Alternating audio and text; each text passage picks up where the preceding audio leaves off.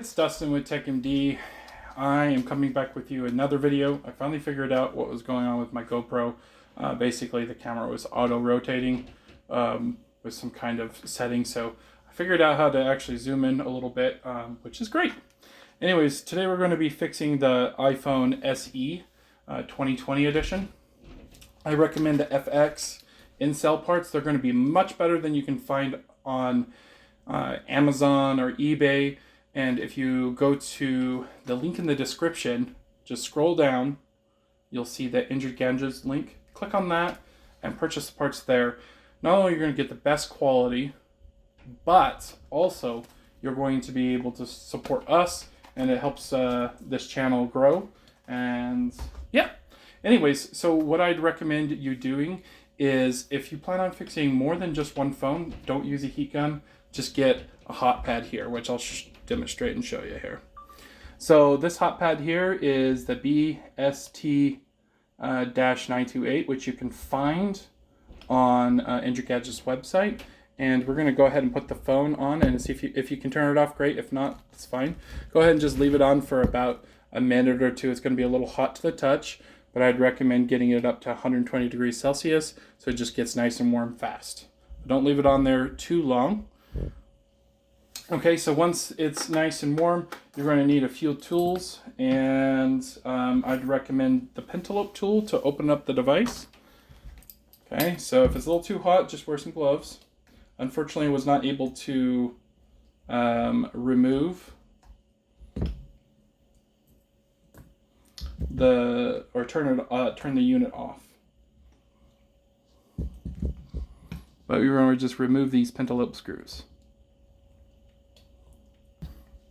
Okay, so now we're going to just take a iFlex tool here, or iseasmo tool, and we're going to get in there and start opening it up.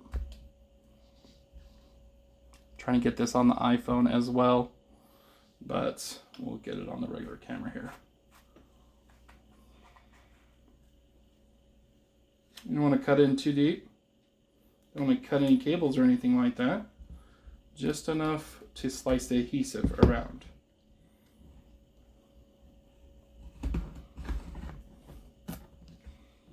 So what I did right there was I just twisted it up, twist up here, and I'm pulling up as I'm twisting. Then I'm pulling this way a little bit to open up a gap. And then we pop it up, the whole unit comes up.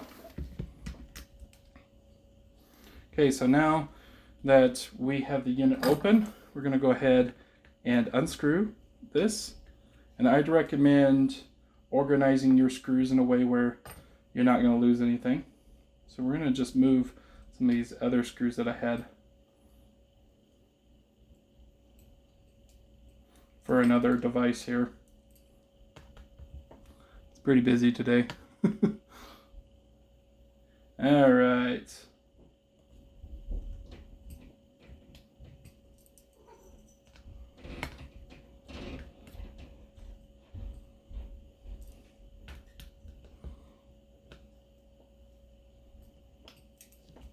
We'll go ahead and lift up the plate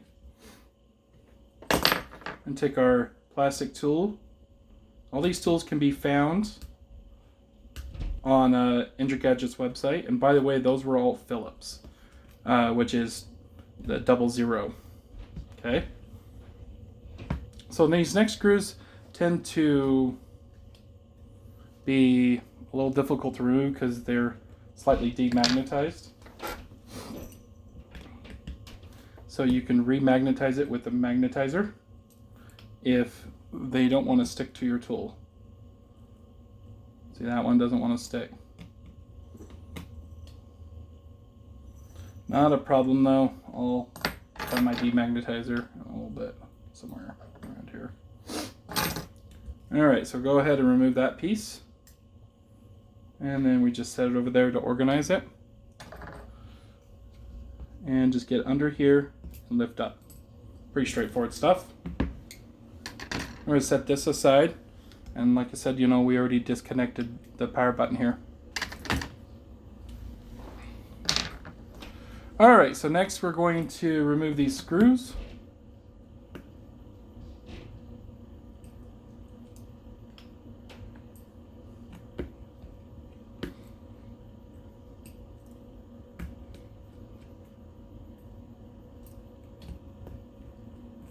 Once again, just keep things organized. You won't lose anything. It's another screw that I won't come out because it's stuck to the speaker. Not a problem. Lift this up a little bit. And pops right out. Now I got those two confused, so it's important to organize them in the correct way. Excuse me. Let's see here. Okay, now we're going to go ahead and remove these tri-point screws. So you're going to definitely need the 0.6 there.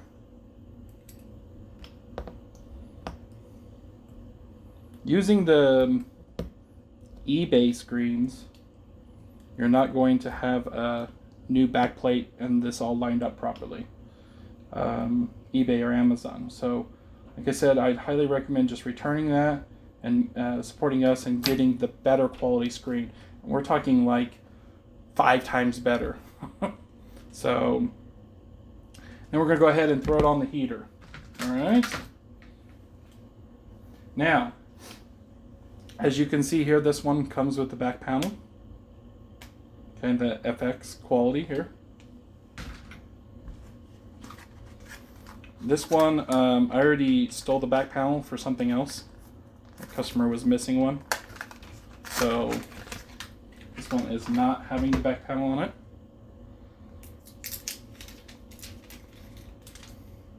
Also, if you get the cheaper model, this will also not have the back panel. So I'm going to show you guys how to do the back panel. But if you already have the back panel attached, as you can see here, then all you have to do is place the front camera and the bottom. Now you can also find one with the front camera installed as well, but they're not the FX in cell. So highly recommend getting the FX in cell. It's going to be the best possible quality that you can get. So now that it's warmed up here a little bit, we're going to go ahead and carefully lift this up. Now if this is glued down really tightly, then you just use an iseasmo tool or something like that to get underneath that. Go ahead and lift this up. And then this piece here as well. Just carefully lift it up. Don't want to break nothing. Some tweezers here is really good. Now that we've loosened that up, we can take some flat tweezers and go straight in. Okay, and this should be nice and soft from being heated up. If it gives you resistance, then throw it on the heater again. So I'm just trying to make this video as fast as possible, so I'm just moving quickly. But don't leave it on the heater too long, because that's never good. If you ever feel your vibrator making weird noises, you can just tighten these screws right here. Sometimes they get loose, especially on the older device. So I'm just touching the back panel here, just feel how hot it is. Once again, we take our flat, and all we're doing here is just lifting and prying a little bit. Okay, and that's removed. Now this, you gotta be really careful, but you gotta unclip it. So I like to get my tool right here and then twist. Because if you rip this way, you're gonna rip the cable. And then take a very flat tweezers, and I like to dig right here, straight down, and go right in. If it's warm, it'll come loose, and then just slide to the right and lift up.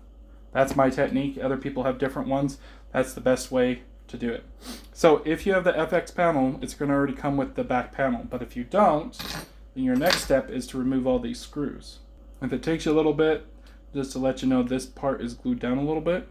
So it needs to be slightly warm to help soften it up and remove it.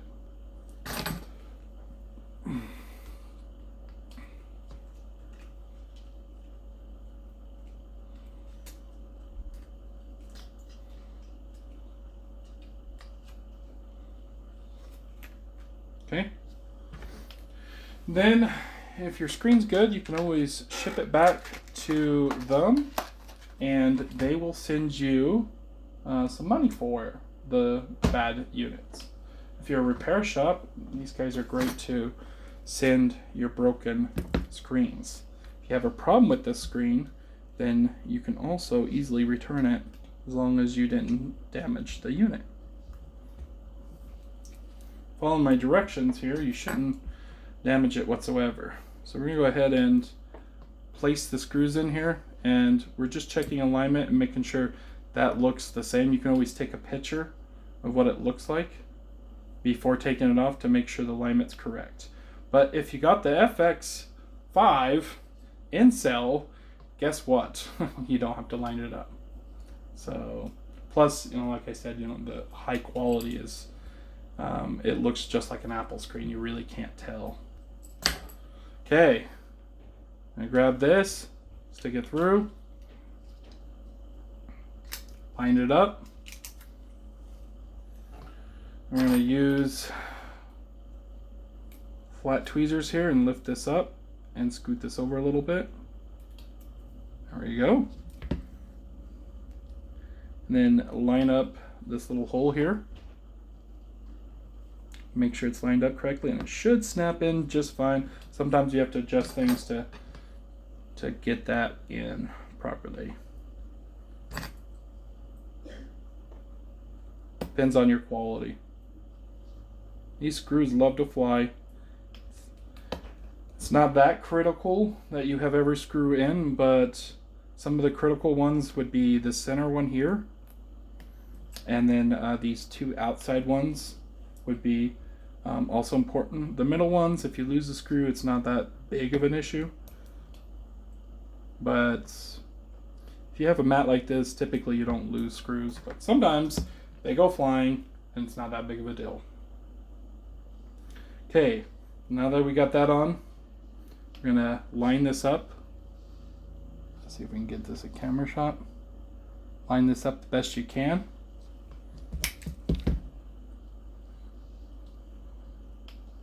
And then put these two pieces here over the holes right here.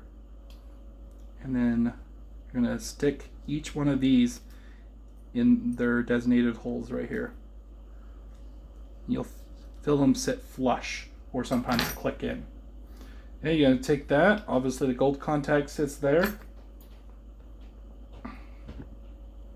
So as you can see, I'm holding everything down, the camera away. I'm going to set that down and then bend the camera over and into the hole. While holding this all down, I'm going to take this piece here and slide it underneath my fingers and clip it in. Then grab my first screw here and screw it down. Once again, if screws are not working, you need to remagnetize your screwdriver. Make sure you buy one of those.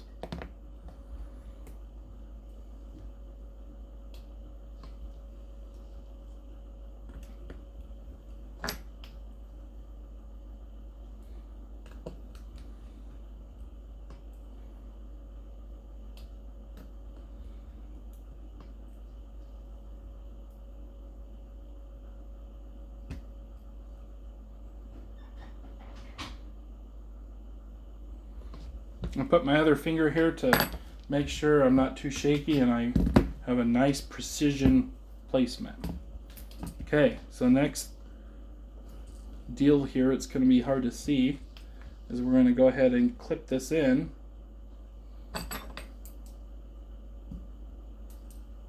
You should be able to feel it click in and hear a little click too. You can use any kind of tool to do that, just be soft about it.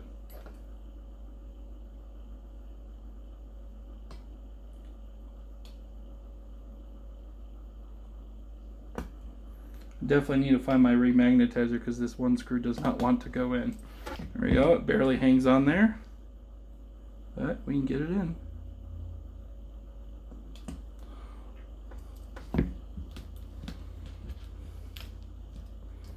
Alright, so now we're going to connect the cables carefully and then hit put the power button in last. Not the power button, but the power cable. Alright. At this point, if you're feeling comfortable, you can go ahead and test it. So I just go ahead and kick it on.